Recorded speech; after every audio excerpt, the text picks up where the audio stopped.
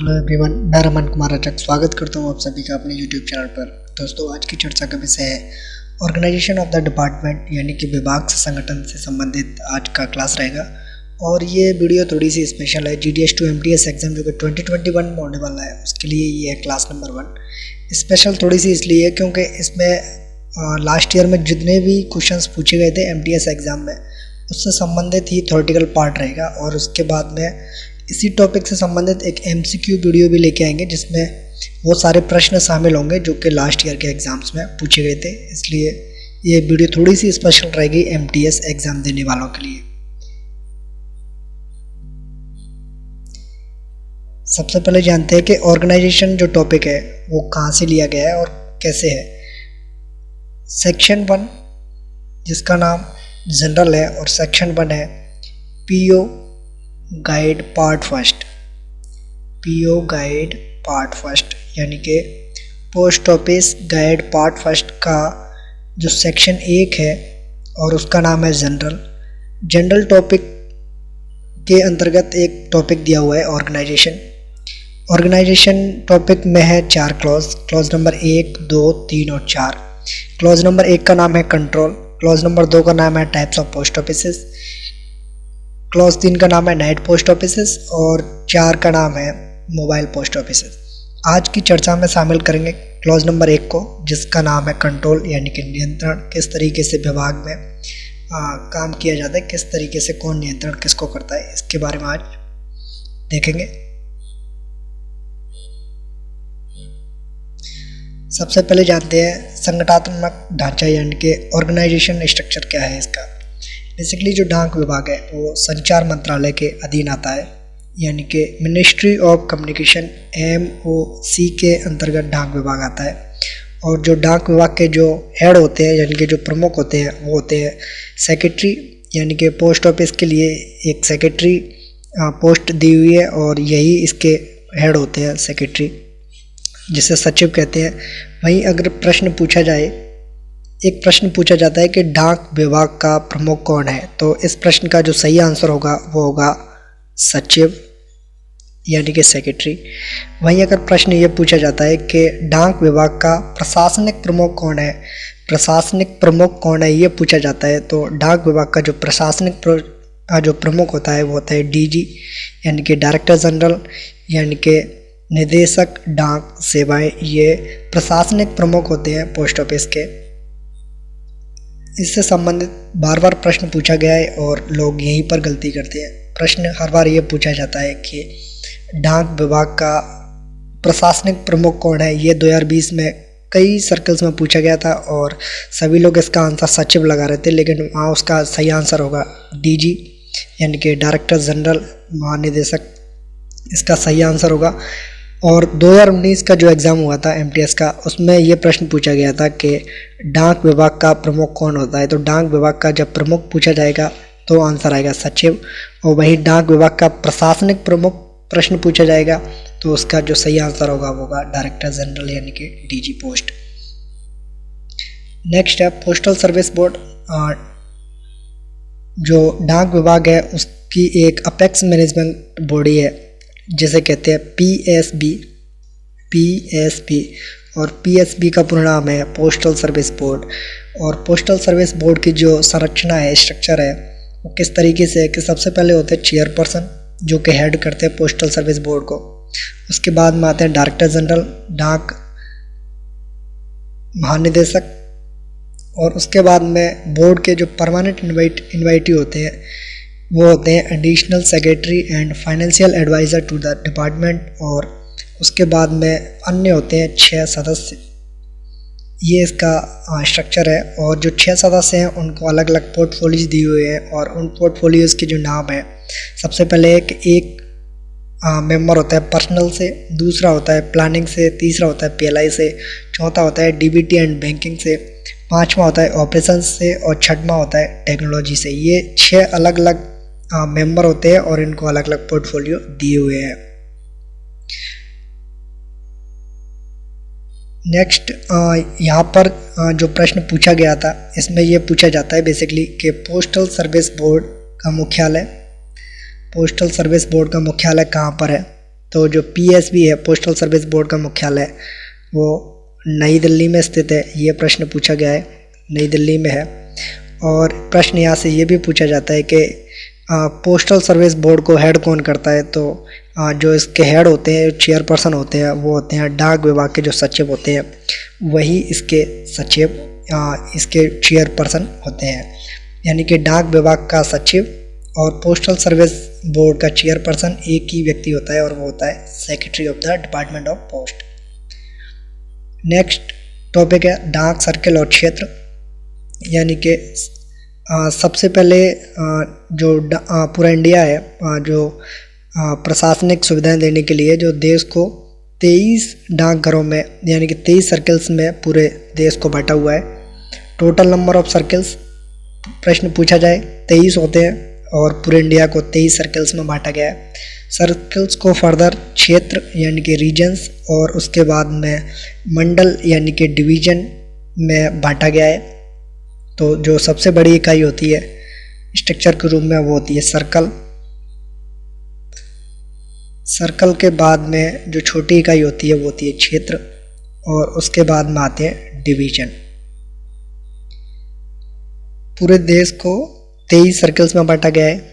23 circle से प्रश्न कई बार पूछा गया था, और कई सर्कल्स ने ये प्रश्न पूछा था कि नंबर ऑफ सर्कल्स कितने हैं पूरे इंडिया में, तो 23 है। और एक ऑप्शन में ये भी दिया हुआ था कि 24, लेकिन 24 जो आंसर है वो सही नहीं था, क्योंकि 23 के साथ साथ में एक APS होता है, जिसके बारे में भी चर्चा करेंगे, लेकिन उसको सर्कल में काउंट नहीं किया जाता। लेकिन जब प्रश्न पूछा जाता है कि टोटल नंबर ऑफ सर्कल्स कितने हैं, तो वहाँ पर जो आंसर सही देना होता है वो होता है 23, के डाक विभाग को 23 सर्कल्स में बांटा गया है। फिर उसके बाद में है कि कुछ एक अपवादों को छोड़कर सर्कल सामान्यतः राज्यों के को टर्मिनस होते हैं। बेसिकली ये है कि एक राज्य को एक सर्कल का नाम दिया हुआ है। जैसे कि राजस्थान राज्य है, उसको राजस्थान सर्कल ही कहते हैं। यानी कि राजस्थान सर्कल का जो प्रशासनिक एरिया है, जहाँ पर वो जुडिक्शन क्षेत्र है, वो सिर्फ और सिर्फ राजस्थान क्षेत्र है। ऐसे भी मोस्टली यहाँ पर यही होता है कि राज्यों के को टर्मिनस होते हैं, लेकिन कुछ अपवाद भी हैं जिनको बाद में अभी देखेंगे। 5-6 ऐसे सर्कल हैं जो कि एक राज्य से ज़्यादा अन्य राज्यों या कई यूनियन टेरिटरीज यानी कि केंद्र शासित प्रदेशों के एरिया को भी कवर करते हैं। वो उन पर भी उनका शासन होता है, उन सर्कल्स का। उनको अभी बाद में देखेंगे, कुछ अपवादों को। उसके बाद में नेक्स्ट है कि प्रत्येक सर्कल का प्रमुख मुख्य पोस्ट मास्टर जनरल होता है। यानी कि जो सर्कल का प्रमुख होता है वो चीफ पोस्ट मास्टर जनरल प्रमुख होता है। हेड कौन होते हैं? सर्कल के हेड, सर्कल का हेड होता है CPMG, chief post master general. क्षेत्र की बात करेंगे, रीजन्स की बात करेंगे, तो वहाँ पर प्रमुख होगा PMG, पोस्ट मास्टर जनरल। वहीं जब डिवीजन की बात करेंगे, चाहे वो पोस्टल डिवीजन हो या RMS डिवीजन हो, तो वहाँ पर जो हेड होंगे वो होंगे सुप्रीटेंडेंट ऑफ द पोस्ट, यानी कि डाक अधीक्षक या RMS अधीक्षक। उसके बाद में नेक्स्ट है कि सर्कल और क्षेत्रों में stamp depot, store depot, mail, motor service, अन्य कार्यात्मक और सहायक यूनिट्स होती है। नेक्स्ट है कि प्रत्येक डाक परिमंडल का प्रमुख मुख्य पोस्ट मास्टर जनरल होता है। यानी कि सर्कल प्रमुख हो जाएंगे CPMG, chief post master general या मुख्य पोस्ट मास्टर जनरल। वहीं जो प्रत्येक क्षेत्र का प्रमुख वो पोस्ट मास्टर जनरल यानी कि PMG हो जाएंगे, रीजन के हेड ऑफ द रीजन। और वहीं जो मंडल, चाहे वो डाकघर पोस्ट ऑफिस का हो या पोस्टल डिवीजन हो या RMS का डिवीजन हो, मंडल के जो प्रमुख होंगे वो होंगे अधीक्षक यानी कि सुप्रीटेंडेंट ऑफ द पोस्ट। यहाँ से भी प्रश्न कई बार पूछा गया है, इन तीनों पॉइंट्स को याद रखना है। नेक्स्ट है कि सेना डाक सेवा कोर 23 सर्कलों के अलावा सशस्त्र बलों की डाक संबंधी आवश्यकताओं को पूरा करने के लिए एक विंग यानी कि जिसे कहते हैं APS, सेना डाक सेवा यानी कि आर्मी पोस्टल सर्विस नाम दिया हुआ है, जैसे APS भी कहते हैं। ये एक अलग से सर्कल है। सेना डाक सेवाओं को एक पृथक सर्कल या बेस सर्कल कहा जाता है। यानी कि जो APS है उसको बेस सर्कल भी कहते हैं, जिसका प्रमुख कौन होता है? इसके जो प्रमुख होते हैं वो मेजर जनरल रैंक के जो अधिकारी होते हैं वो होते हैं और इसे कहते हैं अपर महानिदेशक, ये इसके प्रमुख होते हैं। सेना डाक सेवा के अधिकारी संवर्ग में भारतीय डाक सेवा से प्रतिनियुक्ति पर आए हुए अधिकारी होते हैं।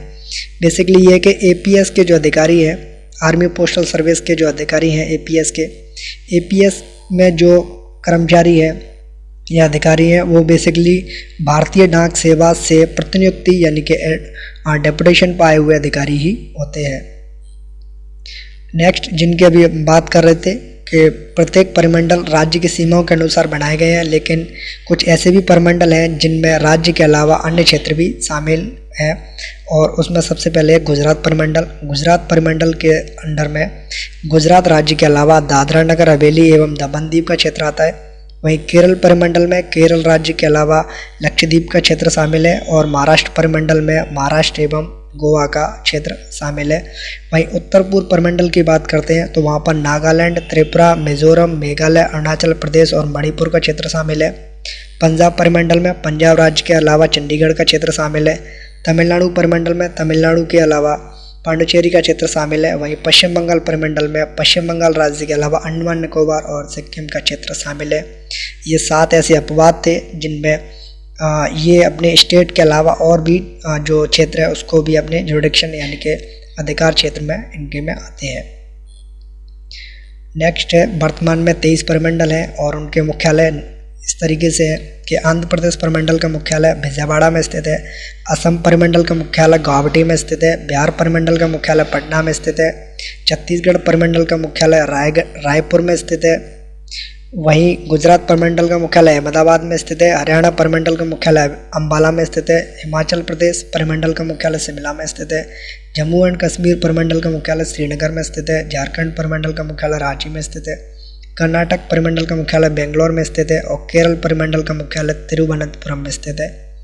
यहाँ से प्रश्न कई बार पूछे गए थे कि सर्कल्स के नाम दिए हुए और उनके हेडक्वार्टर के बारे में पूछा गया था, इसलिए सभी सर्कल्स के जो हेडक्वार्टर है उनको हमें याद रखना है। नेक्स्ट है कि मध्य प्रदेश परिमंडल का मुख्यालय भोपाल में स्थित है। महाराष्ट्र परिमंडल का मुख्यालय मुंबई में स्थित है। उत्तर पूर्व परिमंडल का मुख्यालय शिलोंग में स्थित है। उड़ीसा परिमंडल का मुख्यालय भुवनेश्वर में स्थित है। पंजाब परिमंडल का मुख्यालय चंडीगढ़ में स्थित है। राजस्थान परिमंडल का मुख्यालय जयपुर में स्थित है। तमिलनाडु परिमंडल का मुख्यालय चेन्नई में स्थित है। उत्तर प्रदेश परिमंडल का मुख्यालय लखनऊ में स्थित है। उत्तरांचल परिमंडल का मुख्यालय देहरादून में स्थित है। पश्चिम बंगाल परिमंडल का मुख्यालय कोलकाता में स्थित है। तेलंगाना परिमंडल का मुख्यालय हैदराबाद में स्थित है। नेक्स्ट कुछ जो शॉर्ट टर्म्स हैं, फुल फॉर्म्स हैं जो कि ऑर्गेनाइजेशन ऑफ द डिपार्टमेंट से संबंधित है, उनको देख लेते हैं। CGM की फुल फॉर्म है चीफ जनरल मैनेजर। DDG की फुल फॉर्म है डिप्टी डायरेक्टर जनरल। GM की फुल फॉर्म है जनरल मैनेजर। रांगपा की फुल फॉर्म है Rafi Ahmed Kidwai national postal academy. PTC की फुल फॉर्म है पोस्टल ट्रेनिंग सेंटर। PMLA की फुल फॉर्म है prevention of money laundering act. वहीं जो दर्पण की फुल फॉर्म है वो है digital advancement for rural post office in new India.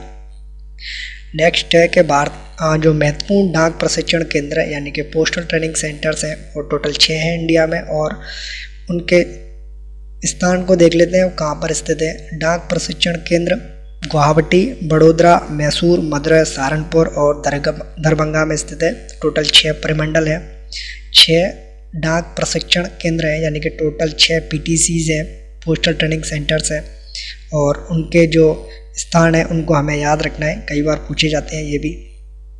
Next है कि 31 मार्च 2020 के अनुसार पोस्ट ऑफिस की स्थिति क्या है। टोटल जानते हैं कि सर्कल्स कितने हैं, डाक क्षेत्र कितने हैं, डिविजन कितने हैं, इसको जानते हैं।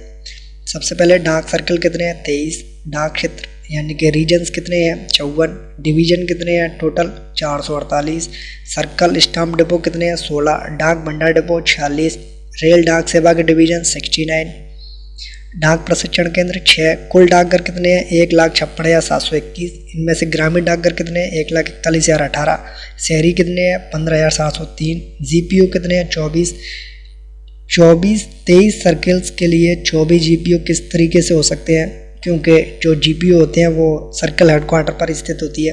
तो बेसिकली जो दिल्ली है वहाँ पर 2 GPO हैं, एक दिल्ली GPO के नाम से, दूसरा नई दिल्ली GPO के नाम से। इस तरीके से जो 23 सर्कल्स हैं वहाँ पर टोटल 24 GPO हो जाते हैं, यानी कि एक एक्स्ट्रा GPO है, वो दिल्ली की वजह से है, दिल्ली में 2 GPO है इसलिए। प्रधान डाकघर टोटल कितने 810, उप डाकघर कितने हैं 24,599, शाखा डाकघर कितने 1,31,312। वहीं डिलीवरी पोस्ट ऑफिस कितनी है, वितरण डाकघर 1,49,089, रात्रिकालीन डाकघर 127, राष्ट्रीय स्पीड पोस्ट हब 91, अंतर्राष्ट्रीय स्पीड पोस्ट के अंतर्गत आने वाले देश यानी कि वस्तुएं और दस्तावेज दोनों के लिए 100 है। वहीं अगर केवल दस्तावेज के लिए देखा जाएगा अंतर्राष्ट्रीय स्पीड पोस्ट के, तो इसके अंतर्गत आने वाले देश हैं वो है 6। एक डाकघर द्वारा सेवित औसत क्षेत्र किलोमीटर में कितना है, तो ये है 20.98 वर्ग किलोमीटर, यानी कि एक डाकघर के द्वारा औसतन 20.98 वर्ग किलोमीटर में सेवाएं दी जाती है। और इसी नोट पर करते हैं वीडियो का एंड। ये एंड इस वीडियो का। धन्यवाद।